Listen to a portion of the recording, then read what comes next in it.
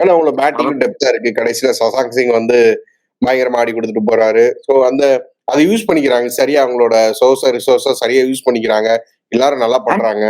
Correct. And ஸ்ரேயஸோட captaincy பிரில்லியன்ஸ பாருங்க. ஸ்ரேயஸ் and Ricky Ponting 2 பேரையும் நான் வந்து இங்க சேர்த்து சொல்றேன்.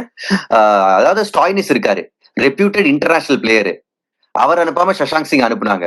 சோ ம். என்னதான் ஆஸ்திரேலியன் கோச் நம்ம சொன்னாலும் இந்தியன்ஸுக்கு வந்து கொஞ்சம் பெட்டர் ஆப்பர்ச்சுனிட்டிஸ் தராங்க பாருங்க. சஷாங்க் சிங்கோட இன்னிங்ஸும் கேம மாத்துச்சு. ம். அவரும் வந்து குவிக் ஃபயர் அடிச்சாரு. ஸ்டாய்னிஸும் வந்து ஒரு குவிக் ஃபயர் ஒரு 2 சிக்ஸஸ் அடிச்சாரு. அங்க வந்து நான் ரொம்ப ரசிச்சேன் அவங்க இந்தியன்ஸ நம்புறது. அண்ட் பவுலிங்க பொறுத்தவரைக்கும் அஸ்தீப்பே மேட்ச முடிச்சிட்டாரா பவர் பிளேல? ஆமாங்க. அங்கேயே மேட்ச் ஆல்மோஸ்ட் சீல்டு. ம்.